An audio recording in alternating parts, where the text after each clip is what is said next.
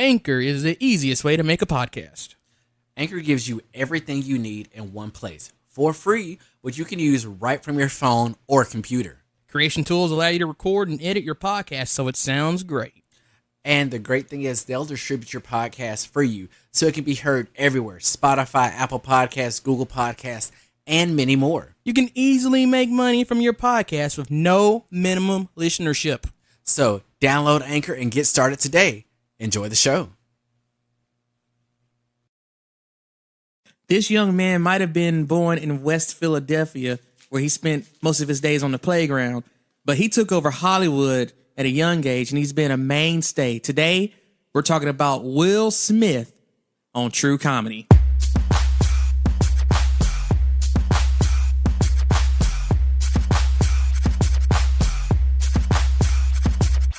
Hello, everybody. I'm Nicholas Finch. And I'm Kirstan Cunningham. Welcome to the True Comedy Podcast. And today, we're talking about Will Smith, the man in black himself. In black and black. In black and After Earth and all types of stuff. But, yeah. He's done a lot of things in his career, from his hit TV show, The Fresh Prince of Bel-Air. Before that, he was a clean rapper. But, I think most folks really know Will Smith for all his exploits in Hollywood. Although his recent movies hadn't been the bangers like they were back in the day. Well, that's just your opinion. They might be bangers. I was gonna say, but he's still been a fun actor to follow throughout his career, and we're gonna talk about him today. But before we get started, we just want to thank everyone who's listened and subscribed to this podcast. Thank you. Please be sure to spread the word about what we're doing here. Rate, review, subscribe. Just tell everyone if you so choose. If you want to let everybody else in on your little guilty pleasure, just tell us. Let everybody know. Talk to us. Yeah, this could be your after school special. Wink. Wink, wink, wink, wink. But yeah, wink. Nick, as you were saying, Will Smith's had about a 20-year movie career. And he continues to make movies that actually impact people. We almost have to say 30 years at this point. True, but 20 years ago was 99. True, you're right. And his first movie was in 92. So yeah, it's been that long. That's crazy. Yeah. It's literally been our entire lives have had some Will Smith involvement. Is that why you picked this topic? Nope. It was. I actually had something else planned for my birthday episode, but I was talked out of it by my sister. Okay, well. We're going to go ahead and get this out of the way. Since the day after this is released will be your 31st birthday, Nick, happy birthday. Thanks. Hope it's been great. Thank you. I appreciate it. You've seen a lot of things. You've done a lot of things. And one of those was Will Smith. I ain't done Will Smith. You know what I mean? You watched Will Smith. Jesus. Done Will Smith, we would have 30,000 listeners by now. Speaking of which, I'm wearing one of your quotes, one of the 30,000 listeners shirts. Oh, and it is awesome. Thank you. Awesome. It's available for purchase from Key Creations by my sister. She does a great job. There'll be a link on the website. Absolutely. A lot of press stuff, vinyl, anything you can think of, she can do it. Like she does an amazing job. I'm not saying that because she's my sister. I'm saying that because she really does a great job. She done good. Well, Nick, let's go ahead and just dive on into... Let's get jiggy with it and hit some Will Smith stuff. That's probably going to be the name of this episode, Getting Jiggy With It. Getting Jiggy With It. Hey, so you want to go first? Coin flip, rock, paper, scissors? I'll just go first. Scissors. Okay, go ahead. I'm just going to go ahead and get this out of it. We're going to rank Will Smith movies from our top 10. And hence our top 10, maybe not critically acclaimed top 10, but one of my top 10 roles he's done was in Suicide Squad. Mm-hmm. Because I'm a huge comic book fan and just seeing the character come to life was pretty awesome to me, even though the movie was just not great. Right. It was trash. We should have just...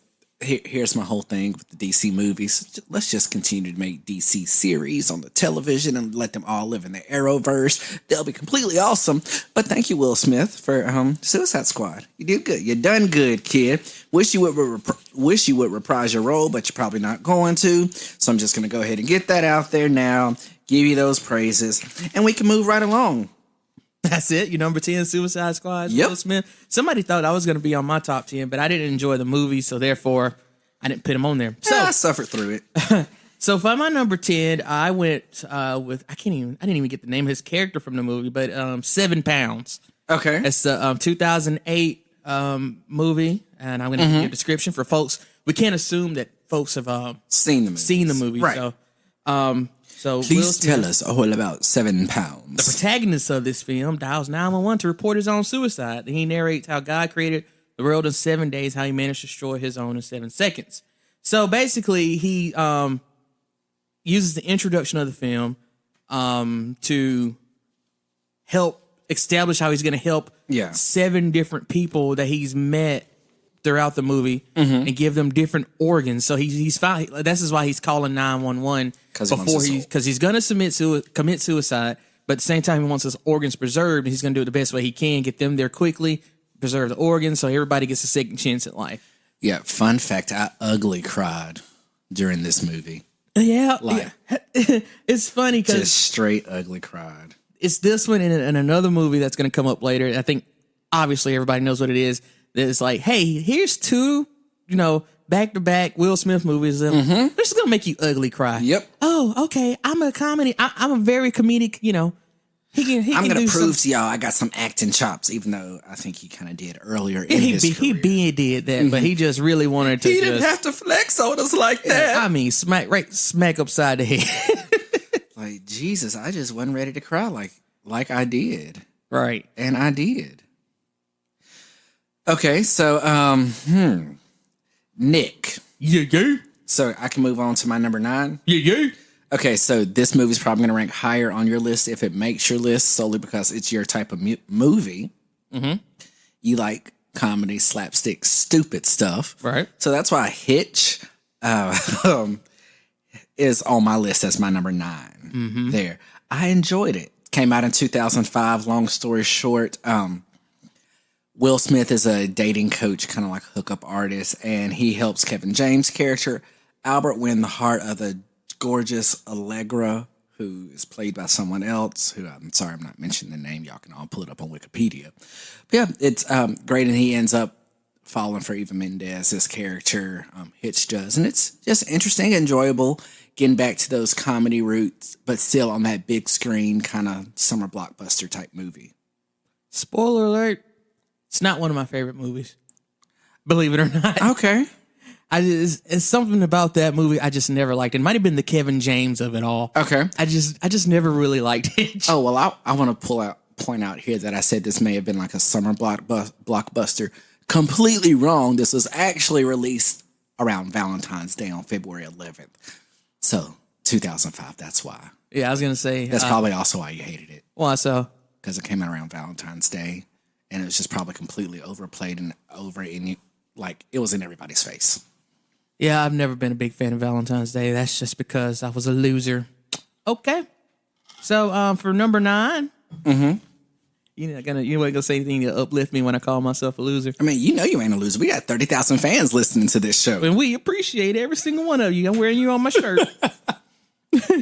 So for number 9, I went to an animated movie. Okay. How many animated movies does he have? Is it just the one? I can't think of another one. Purely animated 1 okay. out of his 26 movies. Okay, so we're going with the animated one. He has played an animated character in a sense if we count CGI as animation. Yeah, okay, what would that be? Aladdin, the genie. Oh, yeah.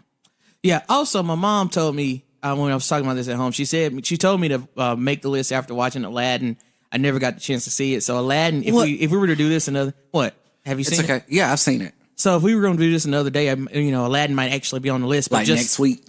But just for clarification, it's not going to be on mine just because I hadn't seen it. Right. And there are some other movies as well that Will has slated to come out over this next year. So this episode could be completely different if we were to record this time next year. Right. So with that being said, number 9, Shark Tales, came out in 2004. It tells a story of a fish named Oscar who falsely claimed who falsely claims to have killed the son of a shark mob boss, played by De Niro, to advance his own community standing, and teams up with the mobster's other son to keep up the facade. See, tell me why you like Shark Tale so much. Because it's stupid. The whole premise of it is ridiculous. It's like, hey, I'm a little old fish, and I'm going to tell this tale about how I killed a shark. But first of all, who would believe that? Other fish in the sea, apparently. Other fish in the sea, right? But so I just enjoyed it. It was a little fun animated movie. I think I was still in high school when it came out. Well, yeah, you would have been because it was in 04. Yeah. So, yeah, I would have been in high school. But anyway, yeah, it just came out back then, and you have to. That's when I worked at the elementary school, so I had to watch it over and over again because I was dealing with children all the time. And so it became something easy for me to watch. And you probably got all of the pop culture references and stuff that were being made because you were old enough to at the time. Right. And same reason, that's why that's my number 8 on my list. Shut up. It really is. But I did say that I was going to take it off if you hit it on your list and plug in my next number 8, which is actually Aladdin, that you haven't seen yet. Both animated, both funny. To me, it's both kind of stupid things. Will Smith did a great job doing justice to a character that we have seen in Robin Williams, but also making it his own. And it kind of does help that he can kind of sing and dance and all that fun stuff. So it's really good. If you haven't seen the live remake of Aladdin, go out, check it out. It's really good, and it's not a shot-for-shot remake. The parts you want to be shot for shot from Disney's original animated video are there, but everything else, it's actually a really good story. You know, it's kind of funny how I haven't seen it yet. I really there's not many live action remakes of the modern stuff from the 90s that I have seen. Like, you know, they did the live action remake of 101 Dalmatians years ago. Right. You never saw that? I did see that. Oh, okay. I was about to say, that's actually worth watching. Yeah, I did see that. Right. But so I had damn good. Of the modern stuff, like I haven't seen, I never watched Maleficent. I never watched Maleficent's good. I hear you, but I ain't watched it. I hadn't watched Beauty and the Beast. I didn't watch The Lion King. I'm just not going to. I refuse to watch The Lion King. You should watch it. I'm not. It's just gonna make me mad. It won't make you as mad as you think it will. It really won't. I'm just not going to do it. Okay. I'm not going to. I can respect your decision. All right. But yeah, so I want to see it. I just haven't yet. Okay. And, yeah. All right. I forgot where we were. You did your number 8, so I'm on number 8. Ironically, I lost my focus for my number 8 movie, and that's my number 8 movie is Focus. The 2015 movie. It's basically Will Smith as a con man. Yes.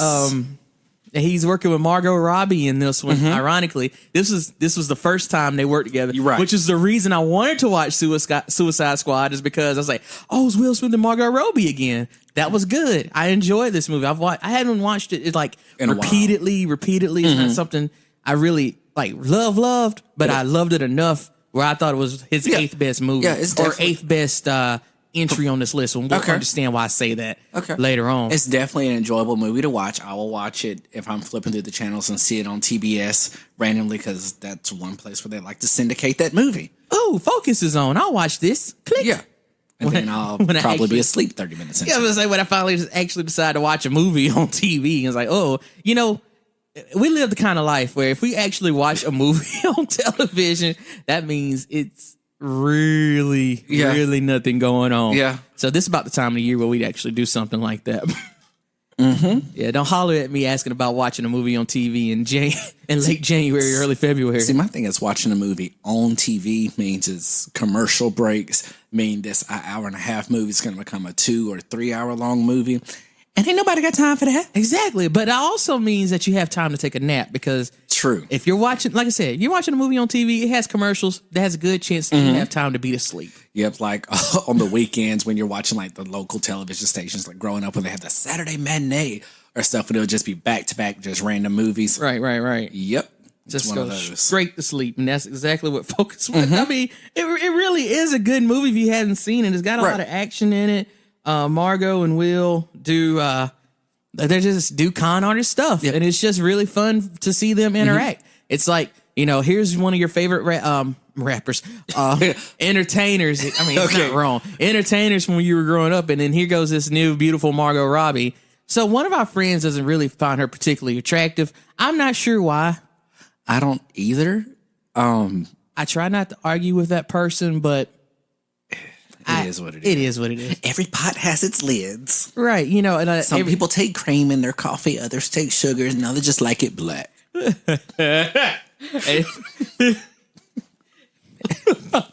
I'm sorry. Go ahead. What's your number 7? I'm just gonna leave that there.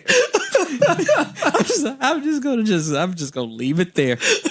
Leave it right there. I set the table. You're not gonna eat at it. I'm not eating it. I'm not eating this meal. Not this time. I tried. So way back in 1993, one of Will Smith's first movies, Made in America, came out with Whoopi Goldberg and everybody in them, where basically Whoopi Goldberg is the most woke person of 1993. So, Nick, let's flashback all the way. We're going to hop into a time machine and go back to 1993. I know that feels like 12 minutes ago, 12 days ago, but that was a lot of years ago, actually. Son, that was 4. That don't feel like a minute ago at all, believe me. It was a long, long time ago in a galaxy not so far away. Not getting sued by Disney. There's this movie, Made in America. Okay. Whoopi Goldberg opposite another guy, very prominent Caucasian actor at the time. And basically Will Smith has a small role in this movie, but the movie itself is hilarious. He plays kind of the boyfriend, kind of love interest of a young lady who is Whoopi Goldberg's daughter in the movie. Whoopi Goldberg is the wokest black woman ever in the 90s. Basically, she owns a bookstore. She's super yay, black power, but at the same time, it's not like militant Nation of Islam, black power. It's just like, oh, I'm woke. Well, her daughter is the product of an artificial insemination. And lo and behold, throughout the movie, she finds out her daddy's white and it caused all this crazy stuff. And there's lots of tension, but it's hilarious. And all the hilarity comes from Will Smith's character. Because he's fresh off the Fresh Prince of Bel-Air at this moment. Right. And other things there. So he's still big in that sense. So it was really awesome seeing him kind of translate that character to this and make some money. So yeah, it's a good little movie. That was an interesting choice. I was wondering when I presented this, would we do movies where he wasn't the main star? And and that was another one that was. I talked to my mom a lot about this when we were at the house talking about it because they were trying to figure out what I was going to have for number 1. Yeah, and when they never could figure it out. So so that came up. She was like, but I was like, he didn't star, and I mean, he was in it, but he wasn't the star. But I think that's a solid choice. I hadn't seen it in a while. Like it was a long time ago. Okay, so. What's your number 7? My number 7 is a movie. 7 pounds because you did that earlier. Yeah, that would have been, serendipitous. Yeah. You're right. But I'm going to go to a movie from 1999. Okay. Since I'm looking at his filmography, I know what this movie is. Yeah, don't cheat. My bad. We're going straight to the Wild Wild West. So why do you love Mr. Jim West in that awesome movie? Because that movie was fantastic. It was just like, it was, I don't even know how to describe it. It was the Wild Wild West. It was him coming like, it felt like right around the same time Men in Black was around. So it was kind of like. Yeah, right after. Sorry, my bad. But it was all that kind of fantastical stuff where you have all these mechanics going on, mechanical things going on. And it was very steampunk, orchestra feel. And for you, if you hadn't seen this, the film stars Will Smith, obviously, and Kevin Kline, who was his teammate. What was his teammate's name? I don't even remember. But they were tasked with protecting Ulysses S. Grant from all types of things. They had a lot of people trying to kill him. I think his name was Artemis. Yeah, because that's literally his name in the song. So, well, there we go. That's one way to figure it out. Freak out. But that movie was so funny to me. It's really cheesy. It's not critically acclaimed at all. But if like Wild Wild West was on right now on HBO, that I've stolen from my dad, Shout out Pops. Shout out Pops. Like if it was on the HBO that I stole from my dad, I'd be watching it like right now. Yeah, and that's the same reason it's my number 6 on mine. Up. Is it my really? next one. It really is. It's written right there. Wild Wild West. It really is a great movie. It's a good feel-good movie. And all the jokes there are just so hilarious because picture this. You take this black man. You put him in the middle of the Wild West. Right. Okay. He's a successful, educated black man as well. And you play off a lot of those jokes similar to kind of like Quentin Tarantino does Django. Right. But like this is a much more that's PG-ish version. That's what it is. It's really a family-friendly Django. Yes, without the slavery. I can't believe we just made a case about a family-friendly Django. But it is. Like, that's what it is. It's like, here's this black character that's out of place. Right. He's not doing things that a black person would be doing in these types of movies. Right. Or in that time period. Right. Yeah. Like he's walking into a brothel. Yeah. Through the front door. Yeah. Yeah. That's all you just say. Yeah. Mm-hmm. But it's different. Well, since I just knocked out my number 6, Nick, I guess. Wait, Wild West was my number 6. All right, that was my number 7, so I was back to my number 6. 6, yes. Let's get sad. Let's not and say we did. We're going to, because the number 6, the number 6 is Pursuit of Happyness. Okay. 2006. How do you spell happiness, Nick? Happyness. Yep. 2006 American autobiographical drama film based on entrepreneur Chris Gardner's nearly 1-year struggle being homeless. Plot's based on a true story. Yes, some scenes are modified, of course, and added to the real story. Stars Will Smith as Gardner, a homeless salesman. Smith's son, Jaden Smith, is also in this movie. He's making his film debut, actually, as Chris Jr. And it's about 1986. A San Francisco salesman, that is Chris Gardner, invests his entire life savings in portable bone density scanners. X-ray machines, basically. Yeah, as that which demonstrates to the doctors and pigeons as a handy quantum leap over the standard X-rays. So, if you've seen this movie, let's just jump right to the part that I think everybody cries. So they are homeless, and he goes to this public restroom on the subway. Yep. And they have no place to stay. And he's using his foot to keep that door closed or somebody trying to get in there. And he crying. His son's like, what's going on? And I'm telling you, I was in theaters when I saw that. The music's sad. And it's like, oh my God. I couldn't imagine being in that situation where you're trying to keep a public restroom door closed so you'll have just a place to sleep. Yeah. It's Jesus. Everything about that movie is like a lot. That you're going in and out of homeless shelters, trying to just have a place to lay their head each night. And one night he gets, I think the night they sent in there is because something threw him off his timing to where they couldn't get into the homeless shelter, so they had to stay in the subway that night. And when he gets that job, when he finishes that internship and he gets that job and he celebrates and he throws his hands in the air, how could you not? How could you not cry? That's just... Oh, I can tell you why I couldn't, because I used up all my tears earlier. I had more tears. I got plenty of tears. You could have borrowed some of mine. It's okay. Dark-skinned folks only got a few. You light brights have plenty. Light skin joke. You know, I'm surprised you got any emotion at all. You can barely see. You definitely can't see it at night. I know. But it's okay. You be draking and driving, so it's okay. I have not draked and drive in years. Thank you very much. Years? I mean, like 10 minutes, Nick. Okay. A year. Okay. I might give you that one. Well, let me put it like this. I hadn't draked and drive like without my wife in the car, because I think when the Scorpion album came out, we listened to that together going somewhere. Okay, so I couldn't do anything stupid. Good answer. Right. So I draked and drive with my wife, so it was okay. She was like, Nick, what's wrong with you? Nothing, baby. I love you. Good answer again. Well, Nick, Back to Pursuit of Happiness, though.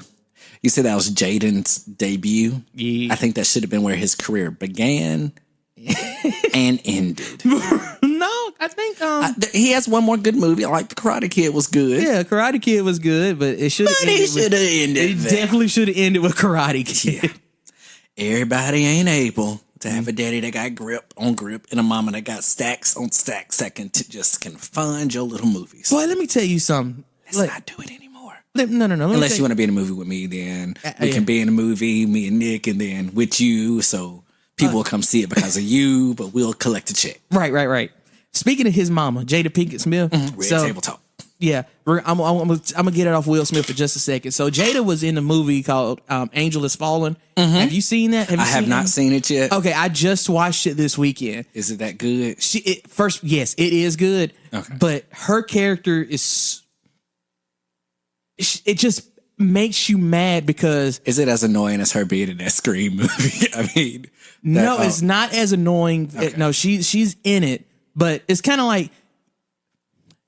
You know how dumb things happen for the sake of the plot? Yeah. Like if you're an FBI director, you're smart enough to say if something is so seamlessly set up and you got a dude who's like the head of Secret Service and he's getting set up. And I mean, that's not a spoiler. Okay, you know good what's happening. Because I haven't seen the movie. So he's getting set up and the first thing, everything points straight to him. Like you got to be smart enough to know. Yeah. That it's not him. Yeah. Like, you got to be smart enough to know that. And her character doesn't do that. And it's just irritating. Okay. That's not a spoiler or anything. Right. It's just irritating. It's just irritating that she does such dumb things. Okay. And that's all. But all right. She should have done better. No, it's not her fault. It's just her character's fault. Okay. So, Nick, I know we work hard. And in the world of acting, a lot of people work really hard as well. I know Sam Jackson, the way he stays alive is he says he does at least one movie a year. But in the early 90s, when did Will Smith sleep? Never. Because on July 3rd, 1996, he released, my fifth movie was released that on my list, Independence Day. That's my number 5 movie. Basically, this movie is centered around Independence Day in the United States. Okay? Basically, the skies ignite with terror races through the world's major cities as these extraordinary events occur. Basically, aliens are attacking the United States, want to blow up the White House, take over the world. Will Smith is a fighter pilot, gets together a ragtag team, and they take on the aliens and save the Earth. Yay. Yay. He just said, yay. $75 million budget, made $817.4 million in the domestic box office. It was a pretty freaking awesome movie. I thought it was great seeing Will Smith go kick some butt. Then you have, I think it was like Vivica Fox in the movie as well. Wasn't it Vivica Fox? Yep. It was good. This is your number 5. That's my number 5. Now I'm trying to figure out great action scenes, like good CGI for the day, even though that was definitely a miniature, a really I'm not saying a poorly done miniature, that was a blown up White House, but it was definitely a miniature. I'm just trying to decide right now because it's on my list too, but it's a little higher. I'm trying to decide if I'm going to talk about it now and come back to it later. I mean, you can revisit it later. I'm going to revisit it later. That's an interesting choice for number 5. Yep, that's my number 5. I'm really interested to see where you go from there because I feel like that's like one of his. Obviously, I think it's one of his best movies, period. It is one of his best movies. That's why it's in my top 5. I would not disrespect it by putting it any lower than within my top 5. It was one of the first movies I owned on VHS cassette. VHS cassette that I still have. Don't have any way of playing it, but I still have it. So, I got a question. All right. Bad boys. Hey. What you gonna do? Well, what you gonna do when they come for you? When the cops come from you in 2019, I'm going to put my hands out the window, make sure they're very visible. Go ahead and have like something in your car set to where, you can just... So you can... There's a sign that'll say on the door, these conversations are being recorded. Yeah. Even if they not, just be lying. Have all your stuff in a pack ready to hand it to them. My insurance and registration are in the little thing where you flip down where your mirror is, flipped right there. That's almost a better spot for it these days in the glove compartment. Because I ain't reaching down, you gonna see me. Because when the police come for you in 2019, you might be walking into a casket. Be a hashtag. But in 1990, And then we'll have 30,000 listeners. That's right. But in 1995, we weren't so afraid of the bad boys because Will Smith and Martin Lawrence. Yes. One of the best comedic duos of all time right there in that movie. It worked. Let me ask you a question. Okay, so we know I'm not saying that this duo is better, but do you enjoy the duo of Dwayne Johnson and Kevin Hart as much as you did Will Smith and Martin Lawrence? I'm not saying that they're better, but they are different in a way. It's kind of like one of the questions our friends pose on social media. Which movie was sadder, Toy Story 3 or Fox and the Hound? Right. Well, they're both sad. Right. Different reasons. But so with that said, do you enjoy Kevin Hart and Dwayne Johnson in a way that's kind of near or equal that you like Will Smith and Martin Lawrence? Yeah, they definitely play together in the exact same way, except I think Dwayne "The Rock" Johnson and Kevin Hart, they do a lot more physical comedy. Hint, like with throwing shots toward each other's size. Right. Because there's clearly, if you want to equate this, like a 4-foot tall man to a 37-foot tall man. When you have Will Smith and Martin Lawrence in their prime in the 90s, were both around not the same height, but around the same physicality. Right. They both could do a lot of the same things. It made their action sequences very believable with the two of them doing those. That being said, we'll see what happens in the upcoming Bad Boys movie. They're not the same kind of physicality anymore. Just gonna say on that. But I decided to do the entire franchise for their number 5 spot. Okay, that works. Because I kind of like 2 a little bit more than 1. Because I think there's more interesting scenarios that's set up into, like, my favorite scene in Bad Boys is from when the boyfriend comes to take the daughter out. Take the daughter out on a date. Like, that's one of my favorite scenes. But Bad Boys 1, I think it's just good on its own. So I just did the franchise together for that number 5 spot. That works. I like it. I can get down with that.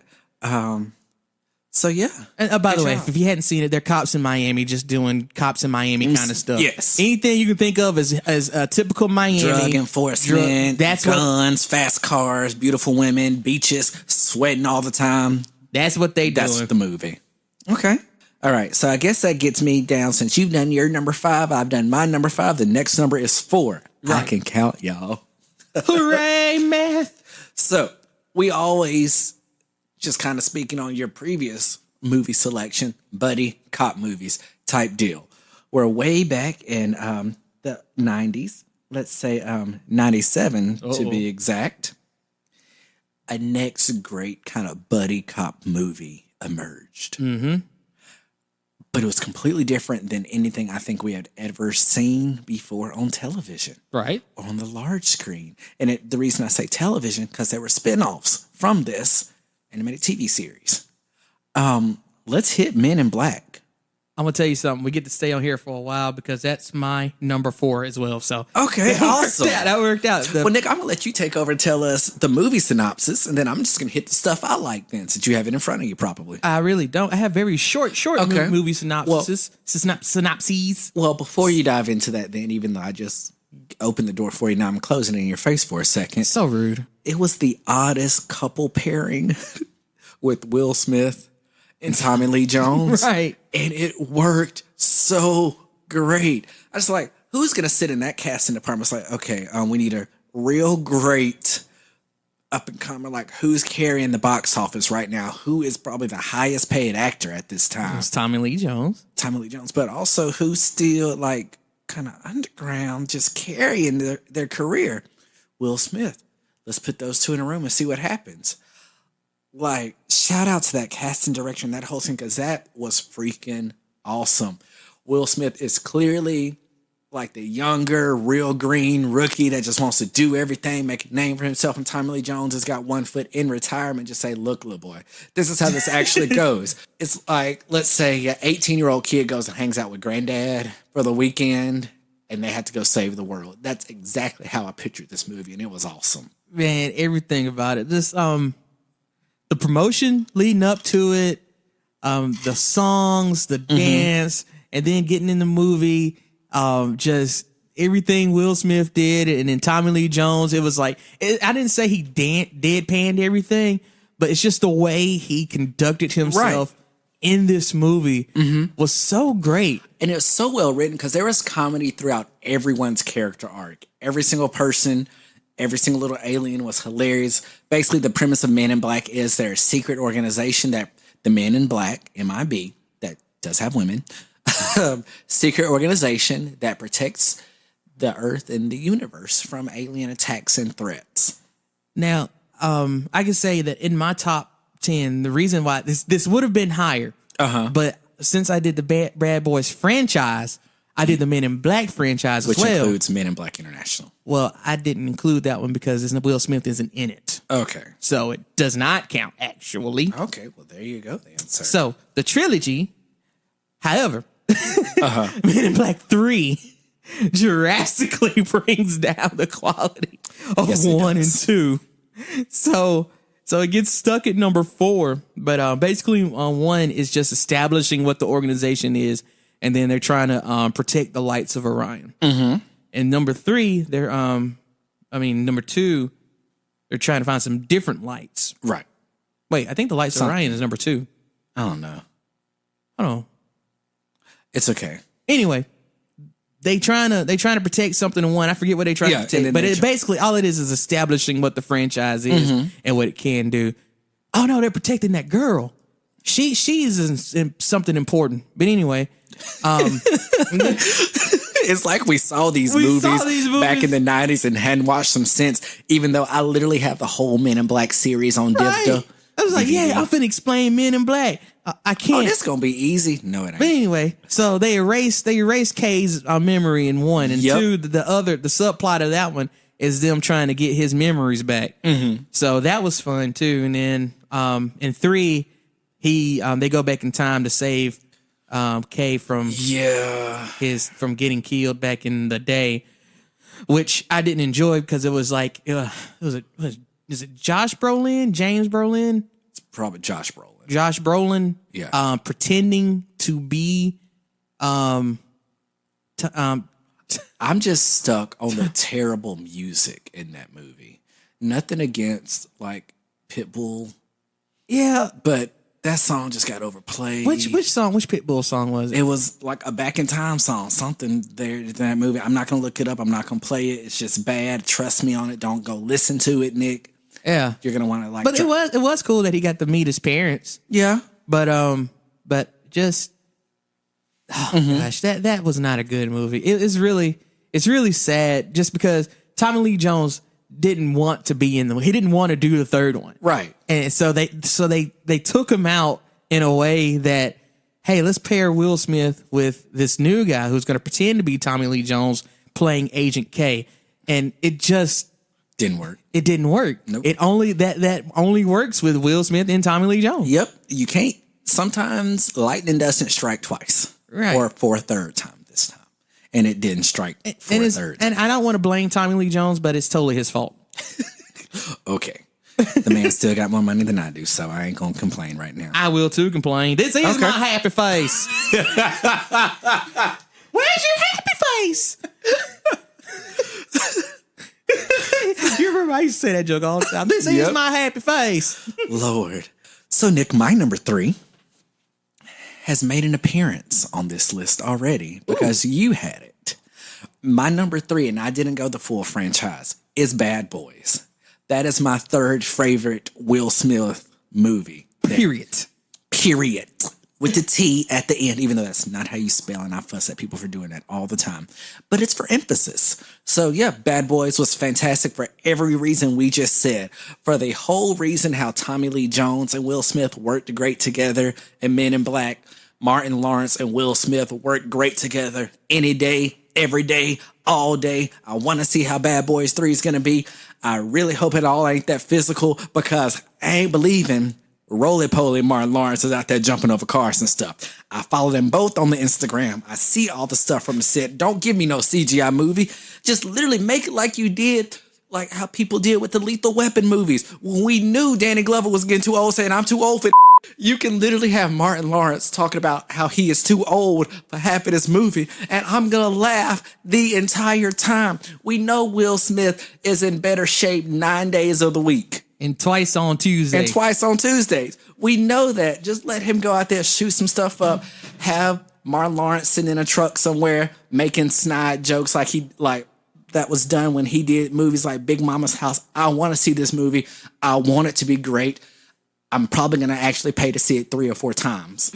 But like, let's go ahead and just make some awesome movies. Do you want to know my only beef with the Bad Boys, the third movie? What? Is that it's called Bad Boys for Life. That is a movie title made for a 4th movie. It is. You can't call it Bad Boys for Life and it's the 3rd movie. No, you can't do that. You have to call it Bad Boys 3. I'm really hoping that this is just going to be like how, let's say, they did Die Hard and they put out like movie posters at first without Bruce Willis on it. So maybe, and then they went and put him on it after they got everybody hooked on the movie. I'm hoping they changed his title after like their first few screenings to say, oh, that's kind of dumb. You just call it Bad Boys something else, or Bad Boys We Old, or Bad Boys One Foot at the Nursing Home, or Bad Boys Where's My Depends, anything like that. Bad Boys, just not Bad Boys for Life. Yeah. That's just like I think bad geriatric people who once were boys. I think what the Fast and Furious franchises has killed us with this because they made they kind of made it make sense. Right. Fast 5. I don't even remember what Fast 6 was. Fates of the Furious or just anything else that Dwayne The Rock Johnson can pay for and make Vin Diesel mad, but now they've made up. Have they really? Yeah, according to Instagram. Okay, well, hey, if it's on the gram, it's true. Yeah, but I just can't stand the name of that movie. So, I mean, but I'm glad that's your number 3. So my number 3 was something that appeared on your list. Okay. My number 3. I'm sorry. Nick had to buffer for a moment, but that's all my fault. Yeah, you definitely paused me. I mean, I just sat here with my mouth wide open. Like, what do I even say to that? Nothing, Nick. It's just ironic. My number 3, Independence Day. INDEPENDENT is independent.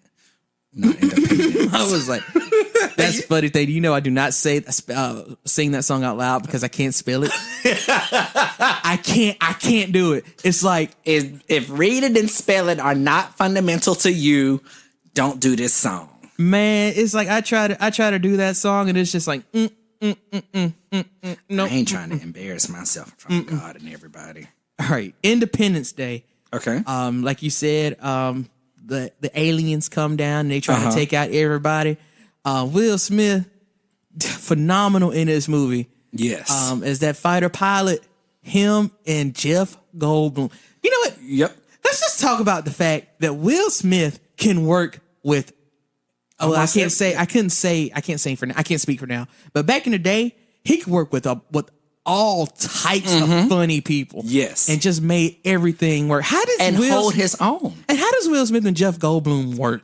I don't know. It just did. I don't want to say if it was the writing because I bet you a lot of that's just improvised. They just both have good wit and they're both actually intelligent. Right. And I think that actually helps because if you think about anybody he's ever been paired against, they're both very intelligent people. So they could play every different role. Like Martin Lawrence is not dumb, even though he made a lot of his good money playing really dumb characters like Martin on that show. Martin Lawrence is very intelligent. Right. So he just played against Tommy Lee Jones. Heck, he's been here since Moses. Intelligent. Oh. Man, we almost need to do a show on Tommy Lee Jones one day because that man. We could. He. If you all want to see it, just tell us. Yeah. Let us know. If y'all want to see us do Tommy Lee Jones and make me gush over here on The Fugitive for like 30 minutes, we can do that. And then I'll cut out all of that so the show won't be 3 hours long. That's right, because I can do it. So that was my number 3, Independence Day. We already talked about it. There's no need for me to rehash it. That was my number 3 movie. Okay. Now it's getting really fun because my mom thought that was my number 1. Okay. So I'm really excited. So my number 2, I know isn't on your list at all. And it's a movie that I'm not going to say that I've watched over and over and over. This goes back to me really appreciating the artistry of an actor and really appreciating how great of a movie this is. And also, it was very, very, very greatly critically acclaimed and got this man some clout and allowed him to basically run you all a check and basically say, hey, you pay me what I'm actually worth. And that's Ali. Ali, a fantastic biographical movie. The physical transformation that Will Smith went through to play this role, it's freaking awesome. It's like Christian Bale going from whatever movie he played, a super, super tiny person, to playing Batman, which I know Nick doesn't like. But it's that physicality, him learning to box, him actually putting his body through stuff. And if you listen to Will Smith talk, he'll say that's one of the hardest roles he ever had to play. Because you're playing someone that at the time is alive. Playing Ali, Muhammad Ali in that movie, it's awesome. No wonder it was nominated for so many awards. No wonder you see Will Smith that says Oscar nominated. Because he is. And that's why it's my number 2. I respect that. And I've only seen the movie 3 times. Right. I respect that. I don't enjoy the movie. The way to get to the top of my list is to be rewatchable. And I ain't never once stopped and said, "Oh, there's Ali. Let me click on that." It's always, "Oh, there's Ali. I'll just watch Disney Channel instead." Okay. But I'll tell you what, before when we do honorable mentions, because I think we will. Yeah, we will. It was an honorable mention. And at one point, it really was in the top 10. Okay. I don't disrespect the movie. I just don't like Enjoy it. Yeah. Yeah. Okay. So here it comes. This is your number 2? The most controversial movie that will be in a Will Smith top 10 list. Okay. Because it has no business being there. Okay. My number 2 Will Smith movie. I'm nervous and trembling. Hancock. 2008. Okay. It's a good movie. It is his second best movie. I don't care what the critics say. That movie is hilarious. And it's rewatchable. Okay. I'm cringing right now. And it's not because I disagree. I just don't see it as number 2 in a sense. It is definitely one on my honorable mentions. Well, this is why we call this show highly debatable. Right. Well, we don't. We call it True Comedy. Well, it's a highly debatable podcast. But that's why we used to call it highly debatable. But why is up here? We set the rules before. I know that it is not actually a good movie. I understand. I'm not going to say it's a bad movie. What I'm saying is it's not one of his best movies. It's not better than any of the Bad Boys movies. It's not better than Pursuit of Happiness. It's not better than 7 Pounds as far as his acting. It's not better than anything in the Men in Black franchise. But what Hancock is one of his most rewatchable, entertaining every time you see it movies. Okay. You may tell you why it's one of my honorable mentions and why I think it's still a good movie, though. Why is that? Because it came out during, let's just call it the superhero revival summer. Right. That big blockbuster superhero movies like Iron Man, Hancock, and it held its own against all of those other superhero movies in 2008. That's why I think it's great. And it showed you another side. Will Smith, to me, kind of showed genius here and took a character that's kind of an anti-hero in all the ways that Tony Stark's Iron Man was not. Iron Man and Tony Stark, playboy, billionaire, all this stuff. Hancock's a drunk. Okay. That has a great character redemption arc. That he's just a superhero. He ain't trying to be one. He doesn't want to be one. So that's why I think it held its own, and I think it's great. And I do rewatch it. And I don't. As far as technical terms for what kind of character Hancock is a positive change arc that he has. He starts off as a negative character. He's influenced with things around him, and he turns into a positive character. It's rare that you have a movie that has the main character do that. Yeah. Normally your main characters take an evil person, and either that evil person stays evil, or like I hate to use Austin Powers for this example, but like by the third Austin Powers movie, Austin, as a positive character, ends up making Dr. Evil become a good character. He gives him a positive change. Yeah. It's rare that you have that character like Hancock go from the negative to the positive. Yeah. And that be the main character. Yeah. And I think like the director, Peter Berg, there did a great job. And I think that's why this movie is ranked. If you looked at lists online everywhere, Hancock does rank up there well. It has 41% on Rotten Tomatoes. So it is a good movie. So I can respect that, sir. Let's talk about these honorable mentions. I only got 3 that I want to hit on right quick. We've touched on 2 of them. One was Ali. 2 was another one was Hitch. I thought Hitch was entertaining, but it wasn't okay. I didn't like Kevin James in it. I just didn't enjoy him. Okay. There's a lot about that movie that was less enjoyable than anything I have in the top 10. Okay. One that was at the teetering point of the top 10 that ended up going out because I haven't seen all of it and it just doesn't hold my attention is I Am Legend. Okay.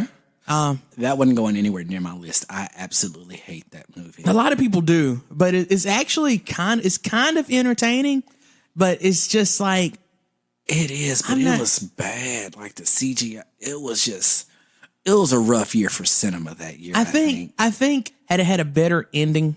There's some things about it that like, okay, you're about to hear me say something that you're about to think this is apocalyptic. Okay. The book is better than the movie.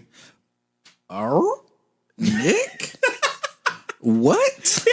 Yeah. This is one. What? This is one where had they honored the source material a little bit better, it could have been a better movie.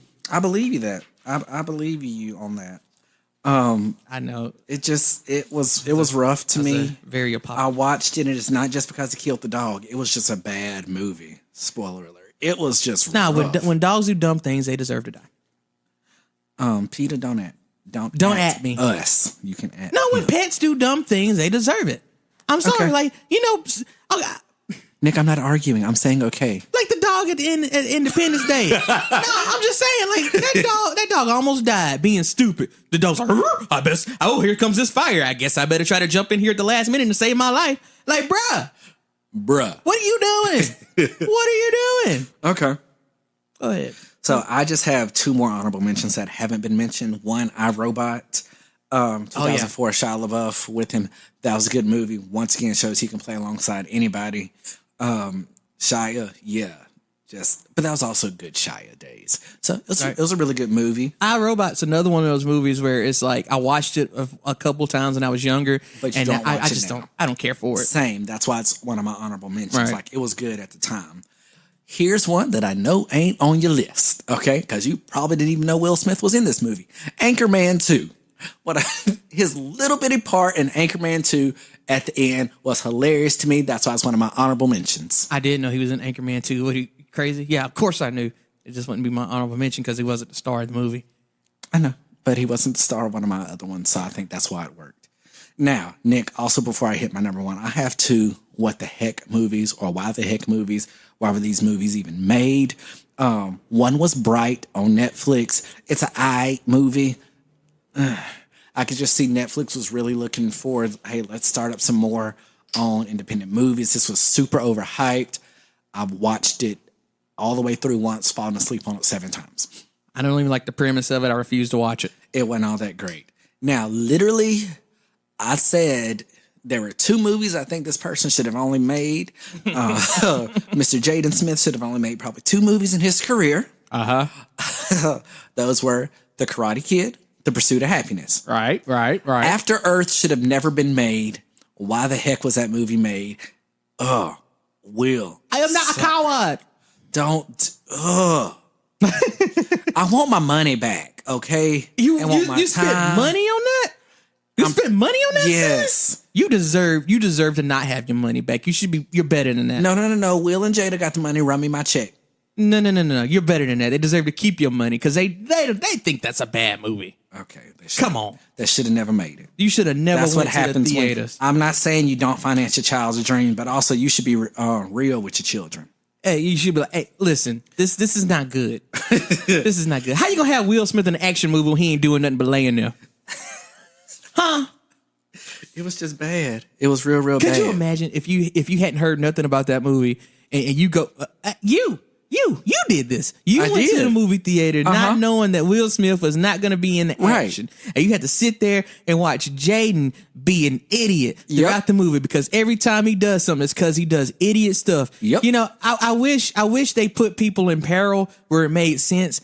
I don't like that you have to do idiot things to be in trouble.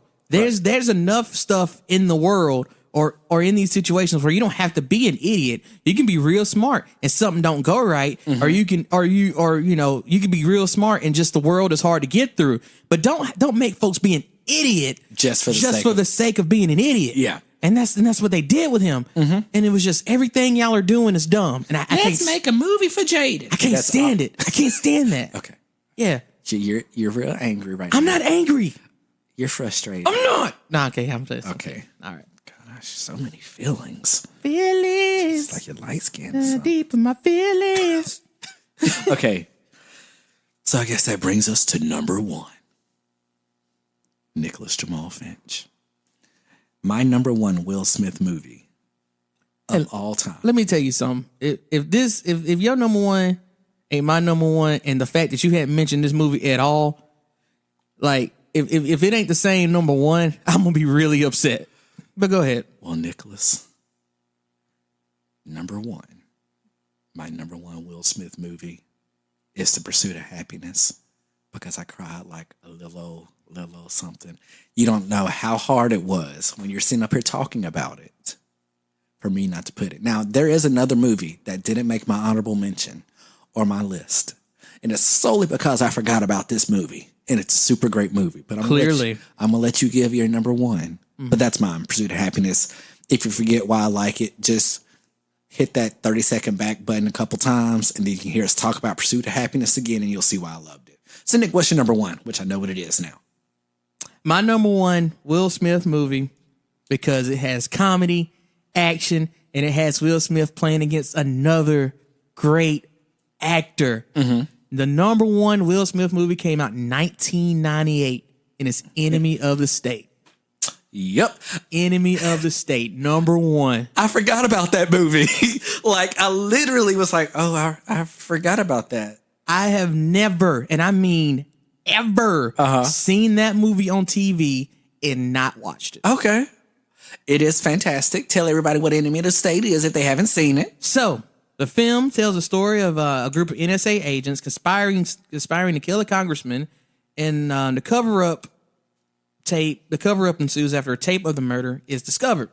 So what happens is Will Smith is buying something for his kid, and it's a game system. It's a game system. Okay, like it's not a Game Boy, but like a handheld game system. And that kind of looked like a Sega Genesis game, like the Sega handheld game. But yeah. Okay. So it gets swapped with something that has the tape of the murder. So they ruin his life trying to get that tape from him. He ends up getting crossed with Gene Hackman, who's also an enemy of the state. Excuse me. And by the way, I say enemy of the state because of, this is where I got it from. Enemy of the state. Okay. I used to mess that up a lot when I was younger. I had trouble with my M's and N's and W's and M's and W's and R's. Anyway, that's neither here nor there. So I would so Will Smith and Gene Hackman basically get a plot together to try to clear their name and make sure that the congressman who killed the other guy gets properly blamed for it. And the tape ends up getting messed up. I forget how they get everybody killed at some point, and the congressman ends up being responsible for that as well. So I think it's a really fun movie. It's Will Smith again. He's in action. It's got his comedy. It's a thriller. It's got his thriller, and it's got Regina. I don't even have to say what you know. You know. Okay. Yeah. Okay. That's all I'm gonna say for the sake of my marriage. Okay. Well, but I think I'm gonna go home and watch that movie tonight. Pull out the DivDa because I know I haven't. Am I mistaken in my mind? But is the son in the movie? Is that the same kid that was on Fresh Prince? I'd have to go back and look. I'm pretty sure it is. But yeah, Enemy of the State, my number 1. Okay. I can't believe my mom didn't figure that out when we were talking about it. It's obvious. I'm going to tell you why she didn't, though. Because she forgot about the movie just like I did. How can you forget about Enemy of the State? It was during that time where he was putting out a movie literally every year. You're right. And it just kind of... That's the one you forget about the That is most. the one you forget about. If you look at all the other ones, even though that's your number one, the other one have larger franchises. Yeah, I mean, on top of that, you got to think. All right, so this came out in '98, right? So around it, you have Independence Day in '96. You have Men in Black in '97. Bad Boys was the a year couple years before. before that. Wild Wild West was after that. And then you had Men in Black in there again. So it's, Ali, Legend of Bagger Vance, which I'm just not touching on. Let me play in... I'm not touching on Legend. so yeah, I will admit it's in the midst of some stuff now. It's got a lot of stuff around it. I'm trying to pull up like you have the filmography right around it. So yeah, Literally.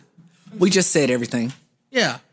So it's got a lot of stuff around it. Like you got it's Men in Black and before it, Wild Wild West and around and behind it. So a lot of good stuff around it, but I just It's like a Will Smith human centipede of awesome movies. but like you go through and I think what are these ratings that they have right here? Yes. In 7.3, it's other than 7 pounds, it's one of the highest rated ones. It's like Men in Black 7.3, then Enemy of the State 7.3, and I look at it, iRobot 7.1, I Am Legend 7.2, 7 pounds 7.6. So as far as the ratings on this website, is one of the highest rated ones.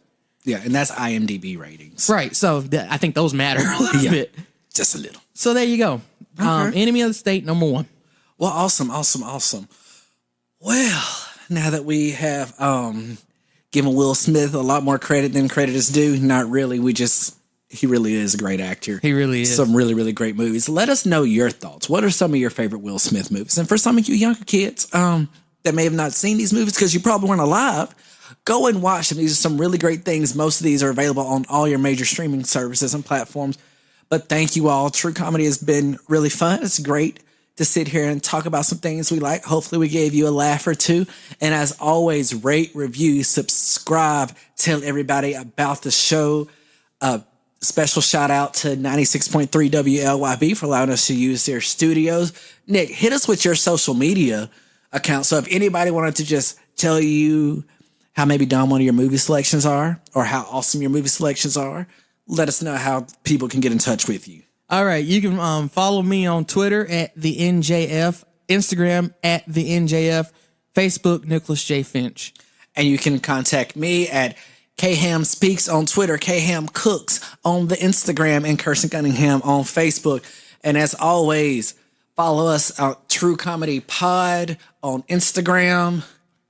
Podcast_true on Twitter. Right. And the True Comedy Facebook page. Always visit us at truecomedypod.com for all your true comedy needs. You check us everything out. And also, if you're forgetting this, you just fast forward through all this.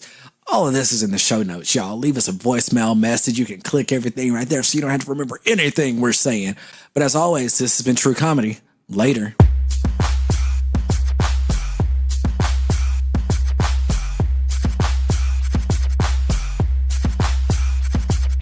I didn't like get to say anything.